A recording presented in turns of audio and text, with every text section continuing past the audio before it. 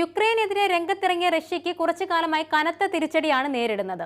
NATO കൂടുതൽ ആയുധങ്ങൾ യുക്രൈന് നൽകിയതോടെ Russian സൈന്യത്തിന് അത് വലിയ പ്രഹരമായി. തുടർച്ചയായി തിരിച്ചടികളാണ് റഷ്യ നേരിടുന്നത്. ഇപ്പോഴിതാ റഷ്യയെ സഹായിക്കാൻ ഇറങ്ങി കിം ജോങ് ഉന്നിനും പണി കിട്ടിയെന്നാണ് പുറത്തുവരുന്ന വാർത്തകൾ. റഷ്യയ്ക്ക് വേണ്ടി കുർസ്ക് മേഖലയിലെ ഏറ്റുമുട്ടുന്ന ഉത്തര കൊറിയയുടെ സൈന്യത്തിന് കനത്ത ആൾനാശമുണ്ടായതായി യുക്രൈൻ രഹസ്യാന്വേഷണ ഏജൻസി വ്യക്തമാക്കി. നോവോയി വനോവ്ക മേഖലയിലുണ്ടായ ശക്തമായ ആക്രമണത്തിലാണ് നിരവധി സൈനികർ കൊല്ലപ്പെട്ടതെന്നും രഹസ്യാന്വേഷണ ഏജൻസിയായ GUR അറിയിച്ചു. കുടിവെള്ളക്ഷാമമടക്കം സൈന്യം നിരവധി പ്രതിസന്ധി നേരിടുന്നതായും GUR വ്യക്തമാക്കി.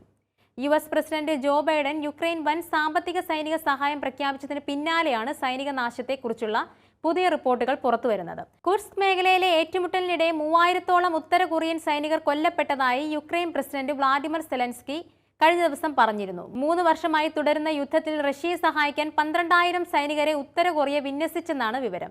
അതേസമയം 1100-ഓളം ഉത്തര കൊറിയൻ സൈനികർ മാത്രമാണ് കൊല്ലപ്പെടുകയോ പരിക്കേൽക്കുകയോ ചെയ്തതെന്നാണ് ദക്ഷിണ കൊറിയ അറിയിക്കുന്നത്.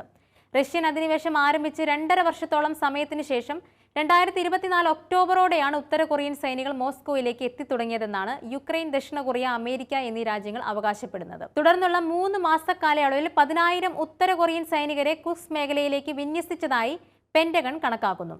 2024 ഓഗസ്റ്റോടെയാണ് റഷ്യൻ അതിർത്തി പ്രദേശമായ കുർസ്കിലെ 1294 ചതുരശ്ര കിലോമീറ്റർ പ്രദേശം യുക്രൈൻ പിടിച്ചെടുത്തത്. 3 ആഴ്ചയോളം നീണ്ട നുഴഞ്ഞുകയറ്റ ശ്രമമായിരുന്നു യുക്രൈന്റെ ഭാഗത്തു നിന്നുണ്ടായത്. യുക്രൈൻ സേനയിൽ നിന്നും കുർസ്കിലെ ചില പ്രദേശങ്ങൾ വീണ്ടെടുക്കാൻ റഷ്യക്കായെങ്കിലും പൂർണ്ണമായ യുക്രൈൻ സൈന്യത്തെ പുറത്താക്കാൻ കഴിഞ്ഞിട്ടില്ല. യുക്രൈൻ സേനയിൽ നിന്നും കുർസ്കിലെ ചില പ്രദേശങ്ങൾ വീണ്ടെടുക്കാൻ റഷ്യക്കായെങ്കിലും പൂർണ്ണമായും യുക്രൈൻ സൈന്യത്തെ പുറത്താക്കാൻ കഴിഞ്ഞിട്ടില്ല. യുക്രൈൻ പ്രതിരോധം തകർക്കുന്നതിന് ക്രൂയിസ് മിസൈലുകളും ഡ്രോണുകളും ഉപയോഗിച്ചും റഷ്യ ആക്രമണങ്ങൾ തുടരുന്നുണ്ട്. ഇക്കഴിഞ്ഞ ക്രിസ്മസ് ദിനത്തിൽ യുക്രൈന്റെ ഊർജ്ജ സംവിധാനം തകർക്കാൻ റഷ്യയ്ക്കായി ക്രിവി റിഹിലെയും ഖാർക്കീവിലെയും ജനവാസ മേഖലകൾക്ക് നേരെയായിരുന്നു റഷ്യയുടെ മിസൈൽ ആക്രമണം.